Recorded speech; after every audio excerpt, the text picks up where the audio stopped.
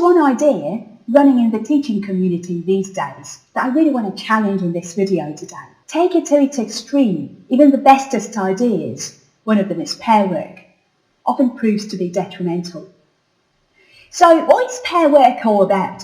Pair work is being taught as an essential part of a language lesson, as one of the prevailing teaching methods, and it's very often ingrained in teaching courses that are being seen as mainstream in the world these days.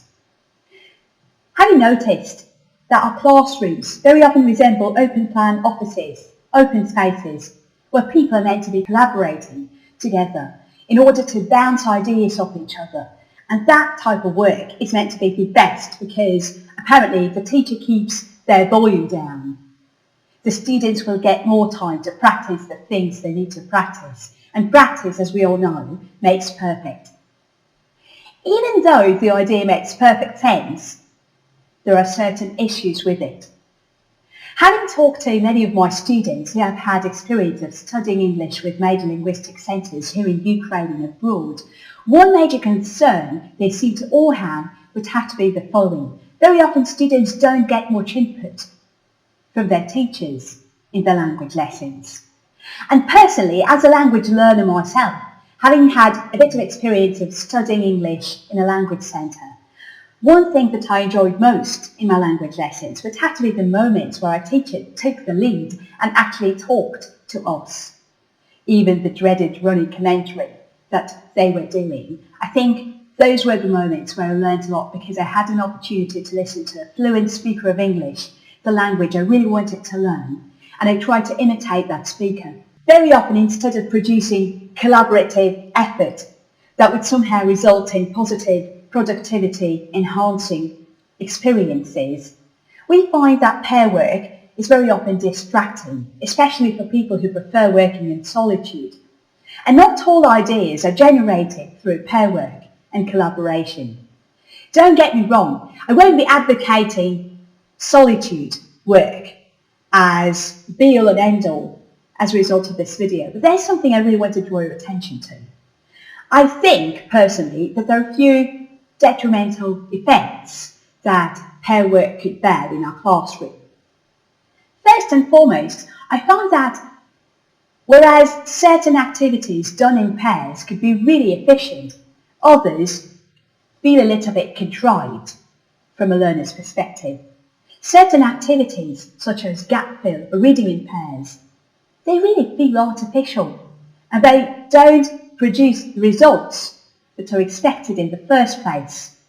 For instance, if a teacher asks the class to do an activity in pairs, and the activity implies reading a text and answering some questions, reading in groups does not feel as a good idea to me personally, because how often do you do reading in pairs? I think reading is an activity that we're meant to do on our own, and this is something we're used to doing in solitude. And very often, instead of just producing the very best test results, what students end up doing is just comparing themselves against each other. And that just puts a fair amount of stress onto the students' shoulders. So very often pair work feels really stressful because if I'm asked to compare my answers in pairs with another student in my class, and later on I just work out that the answer that I had given was wrong, I would feel like a loser, not like a winner, even though pair work activities are very often intended to boost my confidence, as it's said in teaching courses. Having said that, plus I think pair work very often feels redundant. It steals the precious moments where real practice could be happening in class.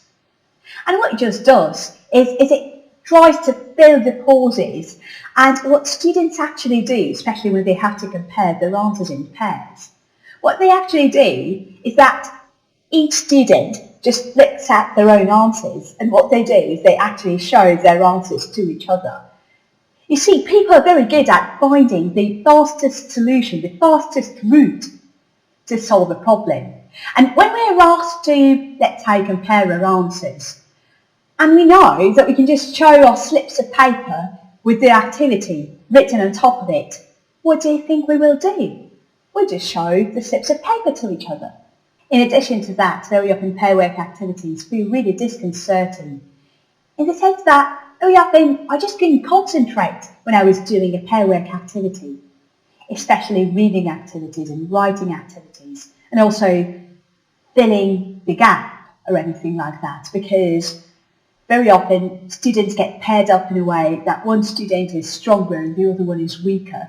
But in terms of ability, very often students are paired up in a way where one student is substantially stronger, or even if they're a little bit stronger, what the activity ends up creating as a result is one person dictating the answers to the other person, which does not involve much thinking happening in either person's heads. So here are some solutions to pair work, which I think would be really, really fantastic as a tool to be used in our communicative lesson structure.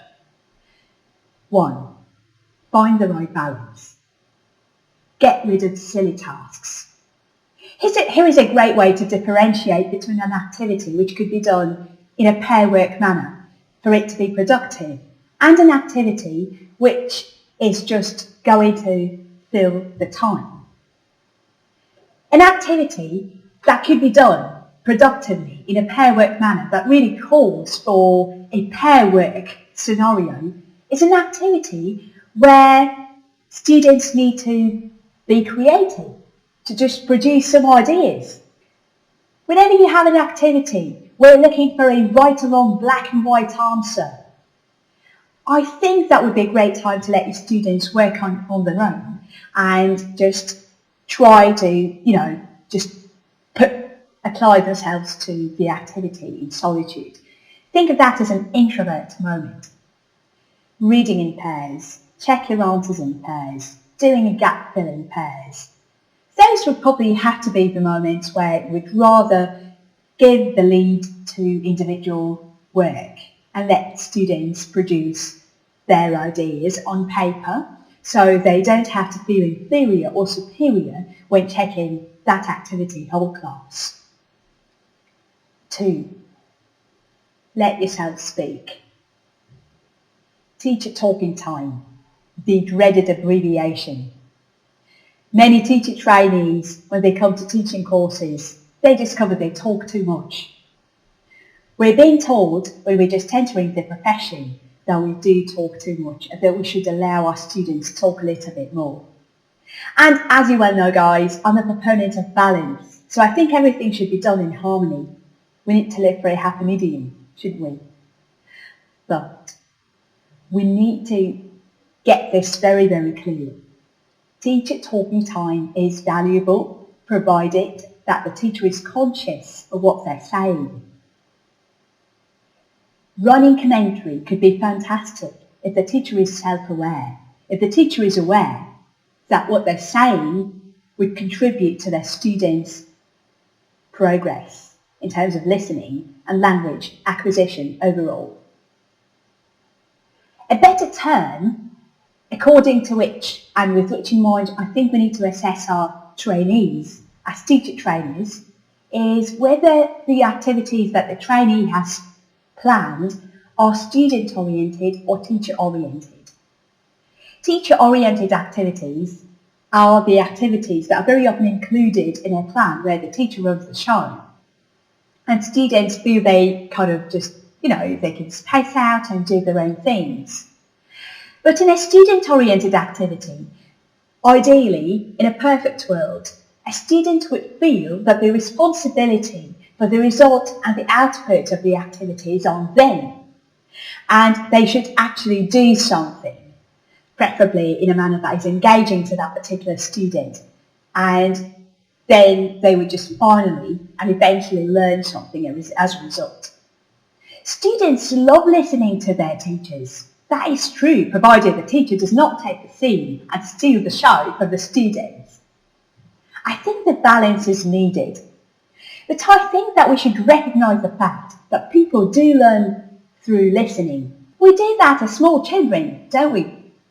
So why not allow our students to learn a little bit from us as people who have learned English or who can speak English at a level that the students are willing to achieve. 3. Rehabilitate running commentary. As I said in the beginning of this video, I learned a lot from my native English teachers who were making the running commentary as they were just going along their lesson.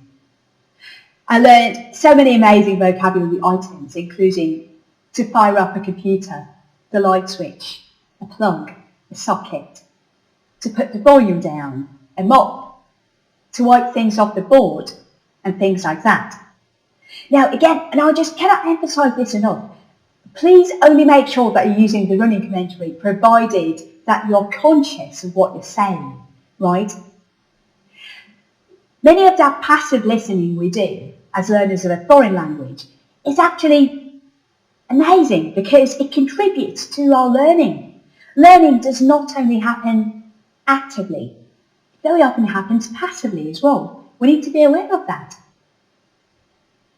4. Include activities that are led by the teacher.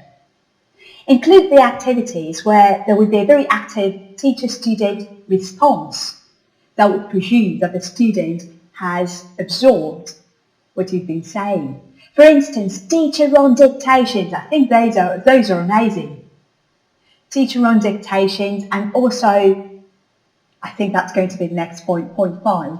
Make sure that you plan for spontaneous, unplanned talk. We'll learn a lot when we're being put on the spot. This is not something we all feel comfortable with, hand on heart, but we do have to experience that adrenaline rush just for a millisecond to experience a learning moment. Plan for a planned talk, if you like, or spontaneous talk. If you're not feeling very comfortable acting on the spur of the moment when you're being put on the spot within the lesson, make sure you talk to as many students as you can and let your students take the lead and lead you in the direction that they think would be relevant for them. Having said all that, I just really want to sum up this video by saying that it's very important to look for the balance. And also, it's all about the harmony. It's all about the balance. It boils down to the balance between the productive input on the part of the teacher and just random rambling, which we really need to keep our eye on. Thanks for being with me today. Make sure you give this video a like and subscribe to this channel. Don't forget to share this video with a fellow teacher, especially those who are just starting their teaching career, and I'll see you soon.